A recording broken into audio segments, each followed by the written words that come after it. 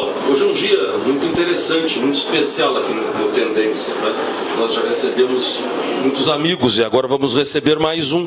Vamos receber o deputado estadual pelo PP, salvo engano, o Rodrigo Lorenzoni. Este é o Lorenzoni filho. Temos o Lorenzoni pai e o Lorenzoni filho. Um dia eu disse para um amigo meu, o Lorenzoni é meu amigo. Aí ele olhou e disse assim para mim, se o pai ou o filho. Não, os dois, mas conheço melhor o filho. Quer dizer, acontece isso muito, né, deputado? Sem dúvida, Claudinho. E com muita alegria, né? E agora no futebol? Também estou aqui, né, fardado com o meu time do litoral aqui, o Real Esporte Clube, que faz esse trabalho maravilhoso aí de revelação de talento, né? Tive atleta jogando Copa do Mundo agora. É um patrimônio também do litoral e do Rio Grande do Sul, mas uma alegria estar de novo aqui contigo. Coisa boa. A gente se encontrar de novo, né? E isso. Conversar profissionalmente, mas também conversar informalmente. Informalmente, que é fazer com os amigos. Isso é coisa muito boa, né? Fazia tempo que nós não nos encontrávamos. Mas me conte, e agora? Como é que foi a caminhada desses 3 anos e 8 lá vai meses aí no mandato? Bom, foram anos aí muito intensos, né? Uma legislatura muito intensa, trabalhamos muito aí, conectados sempre com aquelas pautas que nós nos comprometemos no período da eleição passada, que é a nossa pauta de trabalho, né? E eu destacaria 2 momentos importantes, assim, ou 3. O primeiro foi uma proposta de emenda constitucional que nós aprovamos e virou emenda constitucional 87, que protege o hino do Rio Grande do Sul, pois havia um movimento, principalmente de parlamentares da esquerda, para trocar a letra do hino do Rio Grande do Sul, sob o argumento de que aquela estrofe que diz que povo que não tem virtude acaba por ser escravo era uma estrofe racista, e isto precisava ser alterado, né? E eu entendo que, primeiro, não é racista, né? Tem todo um contexto no qual aquela letra foi escrita. É virtuoso o povo africano e deixou de ser escravo. Exato, né? E o racismo, necessariamente, o termo racismo, ele não está atrelado à cor da pele, né? E o detentor ou o dono da letra do povo gaúcho não são os deputados, é o povo gaúcho. É o povo gaúcho. Então nós fizemos essa emenda da Constituição que garantiu, né, junto com outro projeto de lei que tramitou na Assembleia, juntando as duas legislações, que se hoje alguém quiser trocar o hino do Rio Grande do Sul, pode propor, 33 deputados dos 55 precisam aprovar, e com esta aprovação vai para um plebiscito onde o povo vota. Então, quem vai decidir se um dia vai mudar a letra do hino ou não é o povo do Rio Grande do Sul. Então, isso foi uma conquista do nosso mandato no que diz respeito à preservação da nossa tradição. Naturalmente, como seu amigo, mas agora como cidadão, lhe pergunto, mas escuta, mas qual é o benefício para o povo do Rio Grande nós trocar a letra do hino? No meu entendimento, nenhum, né? Mas eu compreendo isso como uma ferramenta e um cavalo de batalha, né, da esquerda, a partir do seu método de trabalho.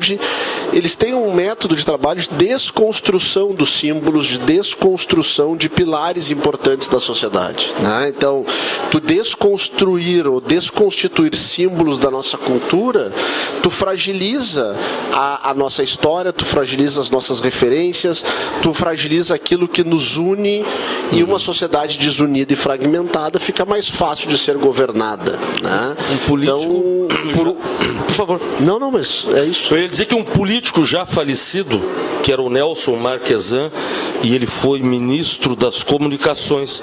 E uma vez eu era funcionário de uma empresa, fui a Brasília e ele me recebeu lá, levava os documentos. Naquele tempo não tinha isso de hoje, de e-mail, a gente vai mandar o e-mail, não, tem que levar em mãos. E aí ele convidou a mim e um patrão da época, meu patrão, para que almoçássemos. E aí no meio da conversa entre eles, eu estava ali, estava observando, né? Ele disse: olha, o Rio Grande tem uma maneira diferente de entender o Brasil e de se entender.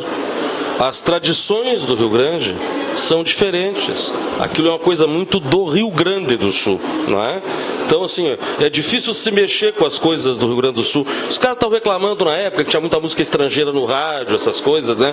E eles diziam, o Rio Grande do Sul tem um olhar diferente sobre suas coisas. Mas uma coisa é verdade, o Rio Grande não muda seus símbolos, não muda seus jeitos de achar, né? É diferente isso. Claro, e nós temos, né, fruto da formatação histórica do nosso povo, uma raiz cultural muito forte.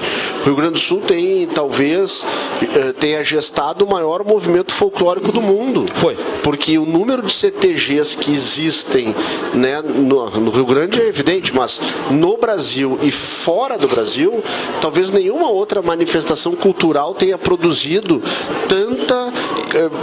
E se a gente contar bem contadinho, capaz de ter mais fora operando do que aqui. Pois então, e bons. Né? E isso faz parte da nossa identidade. Isso é importante, até para que a gente possa evoluir enquanto sociedade. Então, essa foi uma conquista, e aí voltando à tua pergunta original, importante do mandato, né? Conseguimos travar essa guerra e aprovar essa emenda constitucional. E agora nós estamos no ápice de uma discussão de um projeto que para mim é muito emblemático, que foi o projeto que também foi aprovado por unanimidade na Assembleia, mas agora o governador vetou, que extingue a taxa de licenciamento de veículos, que é aquela taxa que todos nós que temos carros, motos, temos que pagar junto com o IPVA. Essa taxa custa R$ 114 e ela foi criada quando o governo tinha que comprar o papel moeda, imprimir o papel da habilitação. O documento do veículo. Carro, do veículo. Então o governo comprava o papel moeda, imprimia e mandava para nossa casa aquele documento verde, né, que nós tínhamos que usar, levar junto quando estava transitando com o veículo. Em 2019 esse processo foi todo digitalizado. Não precisa mais de documento. Não precisa mais de documento. Então o governo deixou de ter o custo da compra do papel, da impressão do papel e do gasto do correio para mandar para nossa casa. Mas a taxa ele não deixou de cobrar. E o Código Tributário Brasileiro e a Constituição Federal dizem clara e expressamente que o governo só pode criar taxas para cobrir custos de serviços divisíveis. Não havendo serviço. O que é serviço divisível? Que tu possa dividir e identificar. Este serviço aqui, o Cláudio está pagando e o Cláudio está recebendo. Então o Cláudio pagava a taxa de licenciamento, recebia o documento em casa. Quando o documento foi digitalizado, o que acontece? O Cláudio paga a taxa, mas não recebe o documento em casa. Então tu está sendo cobrado de algo injusto, de algo que não tem fundamentação jurídica. Nós aprovamos isso na Assembleia Legislativa por 47 votos a 0 e, para surpresa de todo mundo, o governador vetou. Porque diz que não pode perder a arrecadação. Mas a arrecadação indevida não é arrecadação, tem outro nome. É outro nome. Né? O dinheiro que tu ganha com o teu trabalho é a renda que tu ofere licitamente. Agora, o dinheiro que tu recebe sem ter trabalhado, sem ter comercializado, sem ter vendido, esse dinheiro apareceu de alguma forma estranha na tua casa. Vale a mesma coisa para o governo. Então nós estamos trabalhando, agora tão logo termine o recesso parlamentar, nós vamos votar o veto do governador e eu tenho certeza que a Assembleia vai derrubar o veto e vamos livrar o bolso do gaúcho desse peso injusto que o governo vinha cobrando da sociedade. Estamos saindo de uma Copa do Mundo amarga, o senhor tem com a camiseta de um time. O Brasil tem hoje 2 times políticos, um time joga na esquerda, o outro joga na direita e a turma do centro não botou nem a cara para fora para entrar no estádio, ficou todo mundo lá na arquibancada. E aí parece que isso é um Grenal, o senhor não vê assim? Esses dias eu estava pensando, tanto na direita quanto na esquerda, se o cara está fazendo a coisa direito, tem que ficar brabo lá, não é possível, né? Então joga, pum, o cara dá um tiro para fora, chuta para fora. Como é que tá isso aí? Tanto a direita quanto a esquerda, é uma lambança, deputado, para onde é que vai isso? Não tem santo nessa história. Não, a gente tem que entender, Cláudio, e buscar compreender, eu tenho tentado refletir muito sobre isso. A democracia no Brasil, comparada com a democracia americana, que tem 500 anos, a nossa democracia tem de 88 para cá, é jovem. É jovem. E nós viemos passando por um processo de amadurecimento, tivemos a redemocratização do país, o primeiro presidente foi empichado, porque nós estávamos ali com as dores do crescimento. E em 2016, quando há o impeachment da Dilma e uma insatisfação de parte da população com aquele modelo de governo, começa a nascer um movimento no Brasil que externaliza um campo político que é o campo político da direita, com seus valores conservadores e que é o campo vitorioso na eleição de 2018. E nós estamos vendo no Brasil que a forma de governar da direita e da esquerda ela é muito diferente. E que a consolidação dos polos expõe as diferenças da sociedade brasileira na concepção da visão de mundo. E nós passamos e ainda vivemos um período de tensionamento dessas relações que não é positivo. Essa eleição parece que não acabou até hoje. Exatamente, que não é positivo, e a gente colhe também a parte ruim disso. Claro. Né? Então, quando pergunto, a polarização é boa ou é ruim? Não. Eu acho que a polarização das ideias não é ruim. O tensionamento é ruim. Né? A polarização raivosa, aquela de eu vou brigar contigo, não, mas eu tenho uma razão que tu não. O cara vai dar um tiro no outro, que já aconteceu. Isso. Não, aí é barbárie. Não é política. Aí não é democracia, é barbárie. Eu acho que nós temos que ter a capacidade de defender, né, o seu ponto de vista, cada um defende o seu que acredita, eu defendo os valores liberais, os valores conservadores, sou um político que estou posicionado no campo da direita porque acredito nessas ideias. Agora, quando eu tenho que sentar lá na Assembleia Legislativa e decidir algo que passa diretamente pelo futuro do Estado, eu tenho que ter capacidade de interlocução, de diálogo. Trabalhar com os caras da esquerda, do centro. Não convencer, né, ou construir o caminho que nos leve para frente. É natural que o deputado da direita muitas vezes vote com a turma da esquerda e a esquerda com a direita em muitos assuntos, né? É que quando nós vamos discutir, cada vez que a gente permite que a ideologia guie votos que são objetivos, a gente tem prejuízo para a sociedade. O que eu quero dizer com isso? A taxa do imposto, essa da taxa de licenciamento. Né? Bom, a tese da diminuição do tamanho do Estado, de um Estado mais barato, de um Estado menor para que o cidadão prospere, ela é uma tese mais identificada com a direita. Mas este projeto, nós tínhamos um fato claro: o governo cobra de forma indevida o imposto. Se nós fôssemos discutir isso à luz da ideologia, daqui a pouco nós íamos ter um pedaço da Assembleia que ia votar contra, só porque quem estava propondo era um deputado de direita. E daqui a um pouco vencia a votação e o povo seguiria pagando uma taxa injusta. Então, eu sempre digo, quando há convergência de votação, muitas vezes, nem todas as vezes, é porque nós estamos discutindo um fato verdadeiro que não cabe a interpretação ideológica ou a subjetividade. Então, no ponto de vista da taxa, é isso. A taxa é justa ou injusta? O conceito de justiça, ele não pode ser da direita ou da esquerda, ele tem que ser da sociedade. A taxa é injusta, vamos derrubar. Não interessa se é a esquerda ou a direita. Né?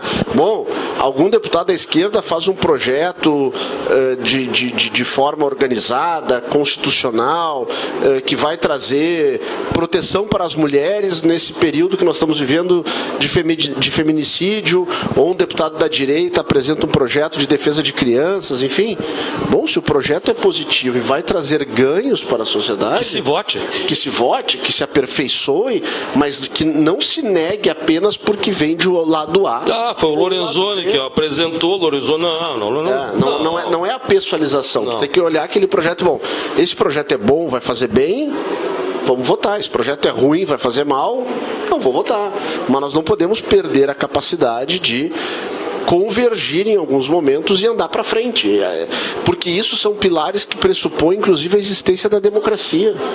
A democracia não está sustentada em cima de conceitos beligerantes. Não, nem de direita nem de esquerda, ela é a democracia. Ela tá alicerçada isso está tudo em cima dela. Um conceito de diálogo, participação, liberdade e votação. Bom, aí no momento em que tu tenta construir, não chegou no consenso, bota para votar, a maioria vence, a minoria perde. E acabou. E aí segue a vida, porque faz parte da democracia. Eu me lembro que no governo passado, do Eduardo Leite, o senhor até teve certas participações do governo, o senhor transitava mais no governo, o senhor estava por lá. Nesse segundo momento, nesse segundo mandato dele agora, não foi muito assim. O senhor se manteve mais afastado do operativo do governo, mais direto. O que houve? O governo migrou muito para um campo que não era muito bom, não ficou muito muito... O que houve? Não, eu acho que é justamente nessa linha do que nós estávamos falando. Pois é, por isso que eu perguntei. Eu defendo que nós temos que ter um Estado mais moderno, um Estado mais enxuto, com menos secretarias, que ele possa ser mais eficiente, que ele possa cobrar menos impostos. O primeiro governo do governador Eduardo Leite trilhou esse caminho. Ele fez a reforma da Previdência, ele fez reforma administrativa, ele fez privatizações, ou seja, ele direcionou o Estado para um caminho do qual eu acredito ser correto. Um caminho mais liberal, um caminho mais leve. Mais leve, mais liberal, exatamente. E nós fomos trilhando aquele caminho. Quando o governador opta em dar uma guinada para um lado que eu entendo que não é o melhor lado, eu segui coerente a minha estrada.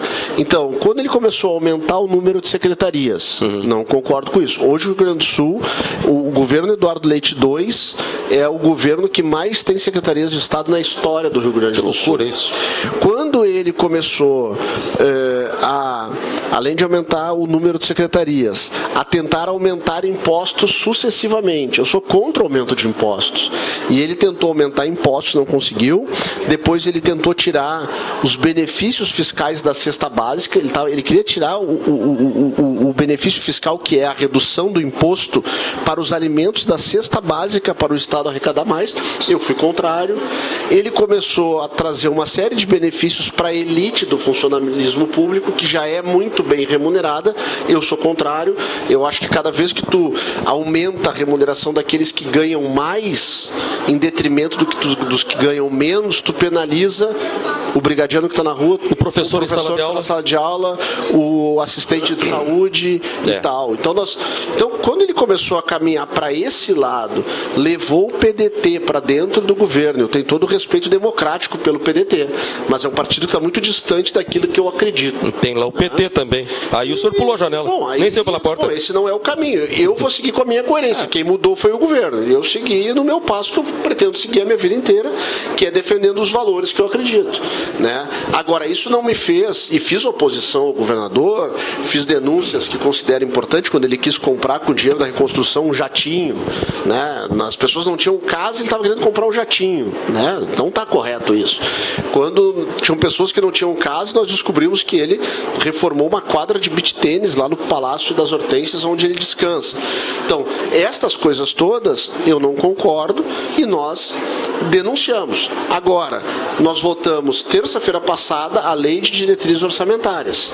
Eu votei a favor, em que pese a lei aponta para o ano que vem um ano de déficit, e isso mostra um pouco da incompetência gerencial desse segundo governo dele, ela traz ainda algumas travas de equilíbrio. Me permita-lhe fazer uma pergunta no meio. Então não é folclore essa história de que quando a casa está caindo, o cara vai lá e passa uma mão de tinta, bota um prego aqui, escora aquela porta ali, dá uma ajeitada na janela e dá uma olhada assim, pô, não concorro mais agora. O próximo que entrar na porta do lado do palácio, cai o candelabro na cabeça dele, já era. É mais ou menos isso. É isso que vai acontecer e essa é a nossa preocupação. O governador Eduardo Leite, no seu período de gestão, ele construiu, e de novo, a gente não pode nunca brigar com a realidade. Então não é porque eu tenho críticas que eu não sei também enxergar a realidade. Ele construiu um equilíbrio que permitiu com que ele pagasse as contas em dia e fizesse alguns investimentos com o dinheiro do orçamento, porque os grandes investimentos que o governo anuncia, ele está sendo feito com dinheiro da reconstrução, que não é dinheiro do caixa dele, e foi feito com o dinheiro da pandemia, que também não era dinheiro do caixa dele. Quando terminar este dinheiro? Quando terminar este dinheiro.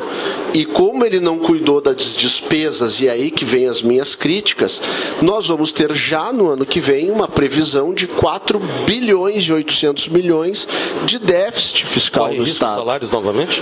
Se nada for feito, sim. Se nada for feito, nós podemos mergulhar de novo naquele período tão complexo que nós vivemos. É terrível. Por isso que eu digo que o governador Eduardo Leite foi satisfatório no cuidado com o presente, mas ele foi absolutamente irresponsável com o futuro do Rio Grande do Sul. E o governante, para mim, ele tem que cuidar bem do presente, mas ele tem que preparar o futuro. Então, esta é um desafio que nós vamos ter. Mas por que nós votamos a favor da LDO? Porque tinham algumas emendas que vinham do PT, que, se fossem aprovadas, elas aprofundariam esta crise fiscal. Então, entre a tese do aprofundamento da crise fiscal que o PT trazia e a tese de uma LDO mais realista que o governo apresentou, eu votei no projeto do governo. Então eu estou mostrando com isso que as críticas não impedem que aquilo que precisa ser feito minimamente para que o Estado possa se manter estruturado, a gente está acompanhando e votando, né? O governo, inclusive me perguntaram esses tempos, Cláudio, fizemos um levantamento, tu é um deputado de oposição e tu votou mais com o governo do que contra. O senhor já foi um deputado da situação também? E eu disse sim, eu votei mais com o governo do que contra, não porque o governo apresentou projetos que eram bons ou que eram necessários. Então, quando há um projeto lá para contratação de professor, por que eu vou votar contrário? Quando há um projeto lá de estruturação de uma agência para buscar investimentos para o Estado, por que eu vou votar contrário? Quando entra lá um projeto para fazer crédito para os agricultores ou para os pequenos empreendedores que foram atingidos pelas enchentes, por que eu vou votar contrário se o projeto é bem feito? Nem todo governo é 100% ruim ou 100% bom, então tem coisas que são corretas. Agora, quando ele veio lá com aumento de imposto, aumento de benefício, aumento de dinheiro para publicidade de uma forma que nunca se viu antes, bom, aí eu fui contrário, né? Então essa foi a nossa conduta, tentando sempre ser coerente com os propósitos e coerente com a política. O senhor tem na família uma particularidade que não é só o senhor que tem, mas não são muitos. O senhor é filho de um político de carreira, o senhor é um político de carreira. E interesse, claro, que o pai está numa época diferente do filho, embora esteja ativo na política, vocês são de tempos diferentes. Só não fizeram a legislatura juntos ainda, né? Na mesma casa. Mas são de épocas diferentes. Quando vocês param para conversar assim, e eles sentem, e o senhor diz para eles, olha, essa semana eu votei tal coisa. Já não aconteceu dele dizer assim, só mudou o papel e a data porque a coisa é a mesma. Nós não temos muitas coisas que vêm o mesmo do mesmo por tempos absurdos e que não há, e às vezes parece que não tem força política que resolva, como o senhor disse agora, o cara está cobrando uma taxa de uma coisa que não existe mais, né? A outra quer comprar um jato, mas a casa do Joãozinho caiu com a enchente. Já não tiveram essa conversa? Mas isso eu já vi lá no tempo do fulano. Mas faz 40 anos. Pois é, não é isso. Como é que se muda isso? É isso, Cláudio. Tu toca num ponto fundamental. É mais do mesmo. E nós não combinamos isso, mas casualmente lá no meu Instagram tem um diálogo que eu gravei com ele, falando exatamente sobre isso. No primeiro mandato de deputado estadual do meu pai, em 1994, eu tinha 15 anos. Eu me lembro. Eu estava lá acompanhando, enfim, e eles estavam naquela época votando a privatização da CRT. Em 2019, eu estava lá votando a privatização da CE. Ou seja, a pauta das privatizações, elas se arrastaram no Rio Grande do Sul por 26 anos. Enquanto estados como Santa Catarina, por exemplo, resolveu essa pauta lá atrás. Paraná resolveu essa pauta lá atrás. Então, e por isso que estes estados, que eram estados muito mais atrasados que o Rio Grande do Sul há 30 anos atrás, já não hoje mais, são estados muito mais avançados, porque eles conseguiram ir vencendo as suas pautas. E nós acabamos arrastando as pautas, fazendo avanços e retrocessos, insistindo num mesmo modelo de administração que precisa de alguma forma ser rompido. Então, parte, né, das dificuldades que nós temos no estado do Rio Grande do Sul passa por isso, sim. Concordo contigo, isso faz parte das nossas conversas, quanto o nosso estado tem a dificuldade de virar algumas páginas. 94 para 24 ainda estão alguns vícios ali dos mesmos que tinha no tempo dele. Exatamente. O senhor está pré-candidato pelo PP à reeleição à Assembleia Legislativa? Exatamente, sou pré-candidato a deputado estadual. Meu pai é pré-candidato a deputado federal, então pode ter a oportunidade aí, se ter Onix Pai lá e Onix Filho aqui, de ter pela primeira vez isso, né? Ele com um mandato na Câmara Federal e eu aqui na Assembleia, mas isso a urna vai dizer. Somos pré-candidatos, né? Trabalhando aí para montar um processo eleitoral que se avizinha. Foi um prazer imenso ter recebido o amigo aqui no Tendência novamente. A casa continua de portas abertas. Uma lembrança a ele.